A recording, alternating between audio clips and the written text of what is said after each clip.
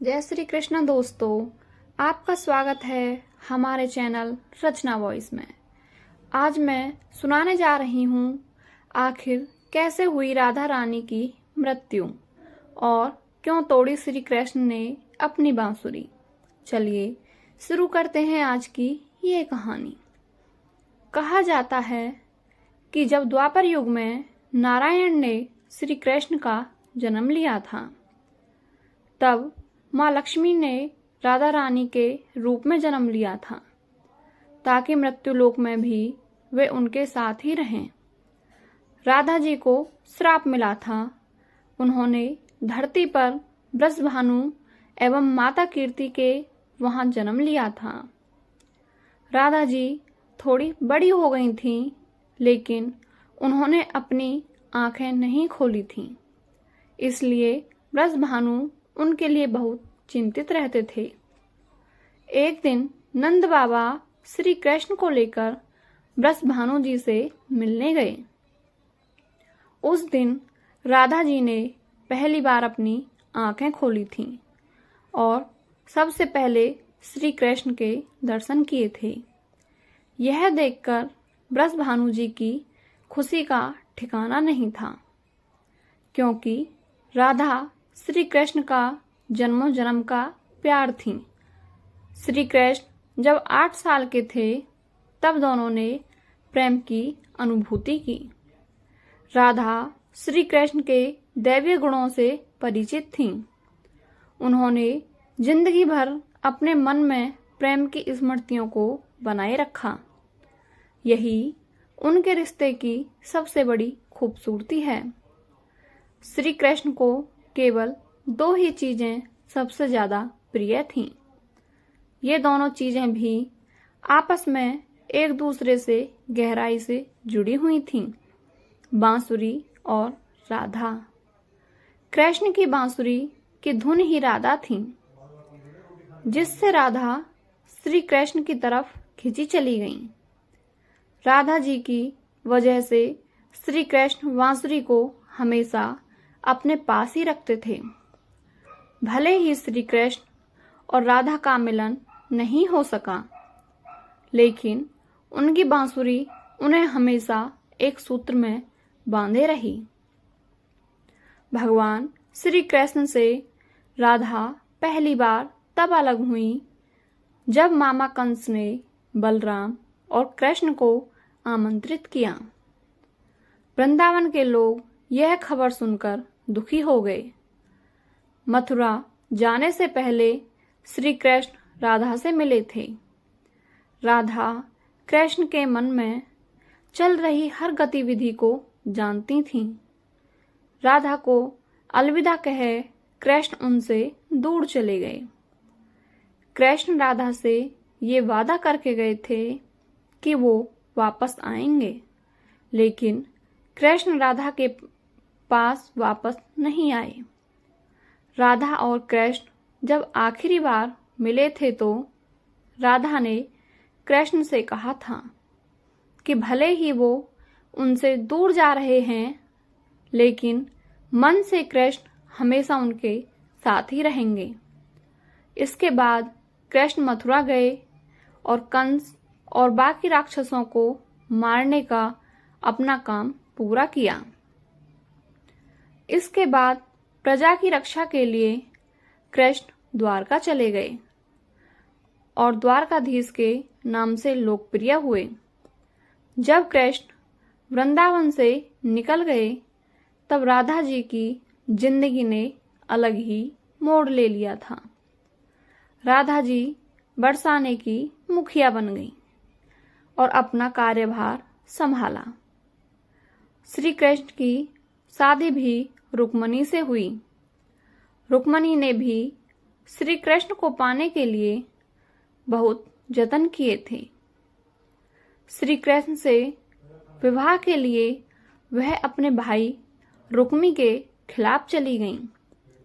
राधा की तरह वह भी श्री कृष्ण से प्यार करती थीं। रुक्मणी ने श्री कृष्ण को एक प्रेम पत्र भी भेजा था कि वह आकर उन्हें अपने साथ ले जाएं। इसके बाद ही कृष्ण रुक्मिणी के पास गए और उनसे शादी कर ली। अपने कर्तव्यों से मुक्त होने के बाद राधा आखिरी बार अपने प्रियतम कृष्ण से मिलने गईं। जब वह द्वारका पहुंची तो उन्होंने कृष्ण के रुक्मिणी और सत्यभामा से विवाह के बारे में सुना, लेकिन वह दुखी नहीं हुई। जब कृष्ण ने राधा को देखा तो वह प्रसन्न हुए। राधा जी को कान्हा की नगरी द्वारका में कोई नहीं पहचानता था सिवाय रुक्मिणी के। एक बार रुक्मिणी जी ने श्री कृष्ण को गर्म दूध दे दिया था।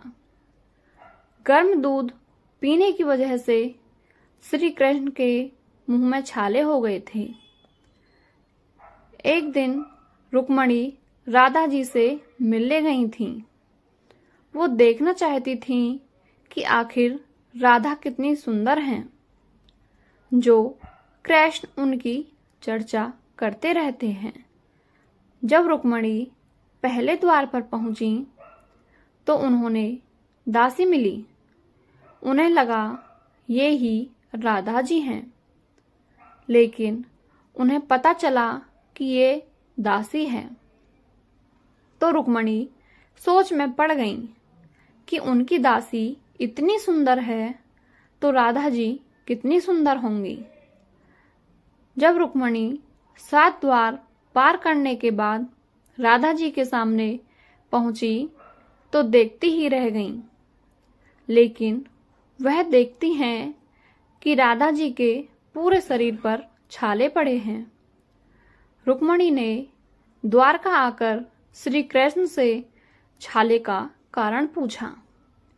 तब श्री कृष्ण ने बताया कि राधा मेरे दिल में रहती हैं, इसलिए जो पीड़ा मुझे हो रही है और मुझसे भी ज्यादा मेरी राधा को।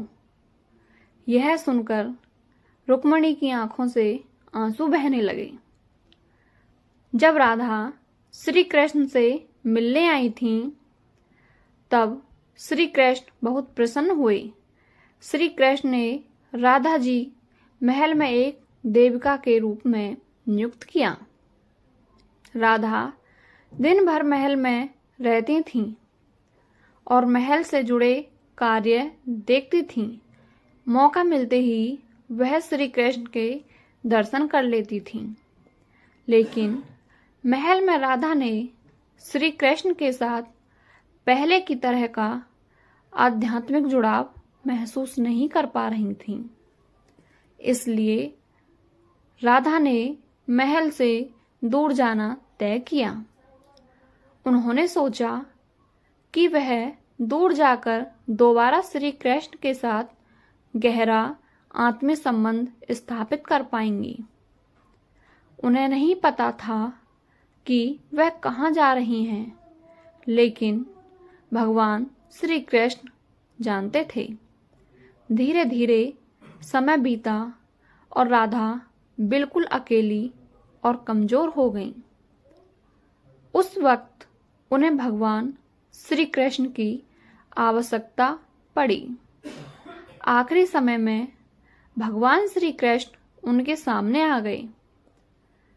कृष्ण ने राधा से कहा कि वह उनसे कुछ मांगे, लेकिन राधा ने मना कर दिया। कृष्ण के दोबारा अनुरोध करने पर राधा ने कहा कि वह आखिरी बार उन्हें बांसुरी बजाते देखना चाहती हैं। श्री कृष्ण ने बांसुरी ली और बेहद सुरीली धुन में बजाने लगे। श्री कृष्ण ने दिन रात बांसुरी बजाई, जब तक राधा आध्यात्मिक रूप से कृष्ण में विलीन नहीं हो गई। बांसुरी की धुन सुनते सुनते राधा ने अपने शरीर का त्याग कर दिया। हालांकि भगवान कृष्ण जानते थे कि उनका प्रेम अमर है, बावजूद वे राधा की मृत्यु को बर्दाश्त नहीं कर सके। कृष्ण ने प्रेम के प्रतीकात्मक अंत के रूप में बांसुरी तोड़कर झाड़ी में फेंक दी। उसके बाद से श्री कृष्ण ने जीवन भर बांसुरी या कोई अन्य वादक यंत्र नहीं बजाया। आपको हमारी कहानी कैसी लगी हमें कमेंट बॉक्स में अवश्य बताएं और हमारे चैनल को सब्सक्राइब करके बेल आइकन प्रेस करें, जिससे आपको समय पर कहानी की नोटिफिकेशन मिलती रहे। और कमेंट बॉक्स में जय श्री कृष्णा लिखना न भूलें। मिलते हैं आपसे अगली कहानी में। जय श्री राधे।